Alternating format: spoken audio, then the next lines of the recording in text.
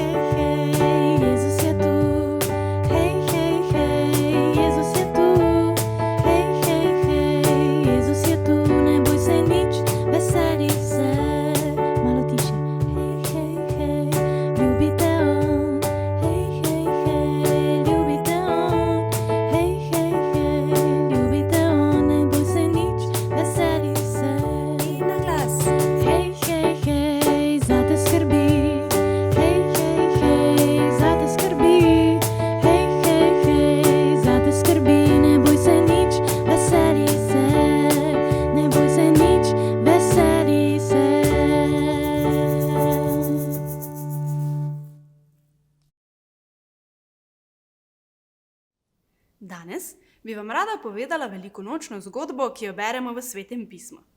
Velikonočna zgodba govori o Jezusu, ki je živel popolno življenje. Nikoli ni lagal, nikoli ni bil nesramen in nikoli ni sovražil. Ljudje okoli Jezusa so ga opazovali in tako so si želeli najti neko napako na njem, ampak je ni bilo. Nekega dne so ga prijeli in ga odpeljali na sodišče. Ampak tudi tam je bil njihov problem, da niso mogli najti nič takega, za kar bi ga lahko obtožili. Sodnik je na koncu vprašal Jezusa: ali si ti Božji sin? In Jezus je rekel: sem. Tako so se vsi strinjali, da mora umreti, ker je Jezus rekel, da je Božji sin. Ali je bilo to res narobe, ker je Jezus rekel, da je Božji sin? Ne. Govoril je resnico. Sveto pismo pravi, da je Jezus edini Božji sin. Vendar židovski voditelji temu niso želeli verjeti. Prepričani so bili, da mora umreti, ker je govoril tako čudne stvari, ki jih oni niso razumeli. Nato so Jezusa peljali k rimskemu upravitelju Ponci Pilatu. Tam mu je postavil nekaj vprašanj, vendar Jezus na njih ni želel odgovarjati. Veste, Pilat je vedel, da je Jezus dober človek in da ni storil nič napačnega. In vprašal je židovske voditelje, kaj je storil. Ampak niso znali povedati ničesar. Židje so še kar naprej vpili, naj ga križajo. Ponci Pilat si je umil svoje roke in s tem pokazal, da ne želi vzeti krivde za smrt Jezusa. In to je tudi povedal. Rekel je: na njem ne vidim nobene krivice, ampak vzemite ga in ga križajte. Tako so vojaki spletli krono iz trnja, mu jo dali na glavo in ga ogrnili z škrlatnim plaščem. Stopili so k njemu in ga zasmehovali: pozdravljen, judovski kralj. Jezus pa ni vračal udarcev in niti ne vpil nazaj. Vse je tiho prenesel. Zakaj?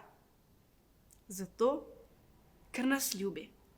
Jezus je vedel, da nikoli ne bomo mogli živeti z Bogom zaradi naših grehov. Jezus je vedel, da bo vse to trpljenje moral prestati, da se bo izpolnil Božji načrt.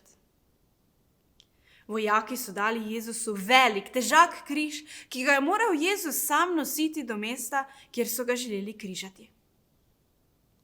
Ko so prišli do tega mesta, so vojaki križ položili na tla in nanj pribili Jezusa. Kako kruto in nepravično. Sveto pismo pravi, da je bil Jezus ranjen zaradi naših prestopkov, naših grehov in naših napak. Veste, greh pomeni neposlušnost Bogu. In Jezus je bil pripravljen odplačati vse to. Zraven Jezusa pa sta bila križana še dva človeka, razbojnika. Bila sta križana in kaznovana, ker sta storila zelo slabe stvari v svojih življenjih. Nato pa je eden od razbojnikov dojel, da bo kmalu umrl. In kadar umremo, se moramo srečati z samim Bogom. Vedel je, da mu pri tem lahko pomaga samo Jezus. Obrnil se je k Jezusu in ga prosil: Jezus, spomni se name, ko boš v nebesih. Kljub temu, da je Jezus v tistem trenutku zelo trpel, je ljubil tega razbojnika in rekel mu je: povem ti, še danes boš z menoj v raju. Veste, če Jezusa prosimo, nam on odvzame vse naše grehe in nam jih odpusti. Ob 12. uri opoldne se je stemnilo. Ponavadi je ob tej uri sonce visoko na nebu, vendar na dan Jezusovega križanja je nastala gosta, temna tema. Jezus je na križu rekel še svoje zadnje besede. Končano je. S tem je mislil, da je storil vse, kar je bilo potrebno, da je nase lahko prevzel kazen za naše grehe. Sveto pismo pravi, da samo takrat, kadar verujemo v Jezusa Kristusa, da samo takrat, kadar verujemo v to, kar je on storil na križu za nas, da samo takrat nam bodo zares odpuščeni naši grehi. Sveto pismo pravi tudi, da je Bog tako ljubil svet, da je dal svojega edinorojenega sina, da bi se nihče, kdor vanj veruje, ne pogubil, ampak bi imel večno življenje skupaj z njim. Jezusovi prijatelji še zmeraj niso mogli razumeti, da je Jezus umrl. S križa so žalostni vzeli Jezusovo telo, ga zavili v rjuhe in ga položili v grob. Nikoli več ga ne bomo videli. Tako so si mislili. Niso pa vedeli, da jih čaka nepopisno veselje. Še nikoli se niso počutili tako izgubljene in osamljene kot v tistem trenutku. Kako je lahko Božji sin umrl? Verjetno niso mogli razumeti, kaj je Bog načrtoval. Bog pa je to načrtoval, ker nas ljubi in da bi se smrtjo Jezusa na križu bil vzpostavljen mir med nami in Bogom. Dva prijatelja, Jezusa, Peter in Janez, sta bila zelo presenečena, ko sta naslednjega jutra pritekli dve ženi. Bili sta zelo vznemirjeni. Jezusovo telo so odnesli iz groba, sta govorili. In ne vemo, kje je. Zgodaj zjutraj sva šli k grobu, da bi mazilili Jezusovo telo. Velik kamen, ki je stal pred grobom Jezusa, je odvaljen in Jezusa ni v grobu. Peter in Janez sta se razžalostila ob misli, da so sovražniki lahko storili kaj takega. Mislila sta, da so sovražniki vzeli Jezusovo telo. Oba sta pohitela k grobu, da bi še sama videla, kaj se dogaja. Janez je prišel v grobu prvi, za njim pa takoj še Peter. In oba sta bila začudena nad tem, kar sta videla. Točno pred njunimi očmi je ležalo platno, v katerega so povili Jezusovo telo. Vendar Jezusa ni bilo. Oba sta vedela v tistem trenutku, da se je moralo zgoditi nekaj drugega. Jezus se je vrnil v življenje. Kaj takega še nikoli prej nihče ni storil in nikoli potem. To je lahko storil samo Božji sin, sam Bog. S tem, da je Jezus vstal od mrtvih in da še danes živi, je dokazal, da je on resnično edini Božji sin. Peter in Janez sta zapustila grob. Nista bila več potrta in žalostna. Na poti domov sta se sigurno veselila, da Jezus spet živi. Vendar, kje pa je bil Jezus? V vrtu, kjer se je nahajal Jezusov grob, je bil še nekdo. Marija Magdalena, prijateljica Jezusa. Bila je žalostna in jokala je. Nasproti je prišel nek človek in jo vprašal: Žena, zakaj jočeš? Ona pa mu je odgovorila: Gospod, če ste vi vzeli telo Jezusa, prosim, povejte mi, kje je. Mož pa je rekel: Marija. In Marija je prepoznala glas. Bil je Jezus. Pogledala ga je in se razveselila.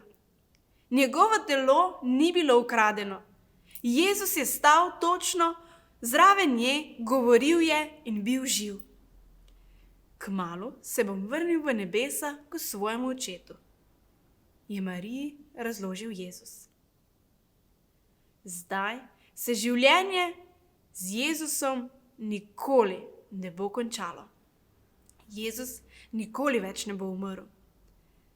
Ampak tisti, ki pa ne bodo priznali svojih grehov in ne bodo verovali Jezusa, pa večnosti z Jezusom ne bodo mogli preživeti.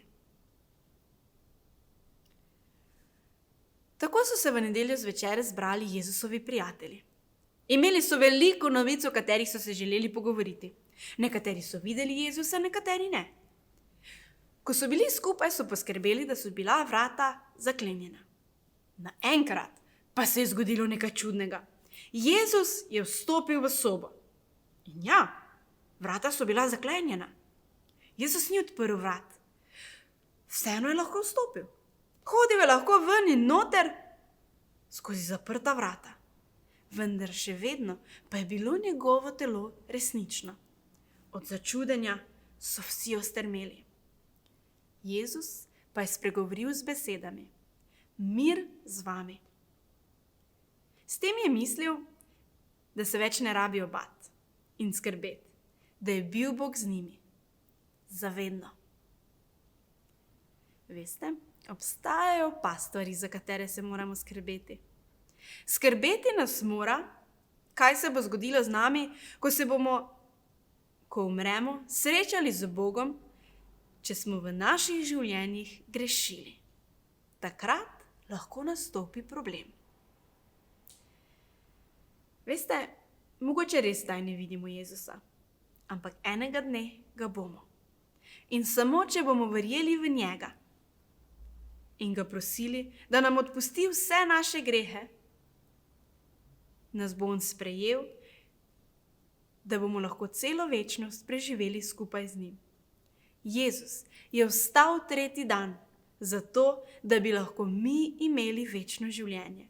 In Bog nam pravzaprav to tudi obljublja, da če zaupamo vanj, bomo imeli z njim mir in mir vso večnost, ko bomo pripadali njegovi družini.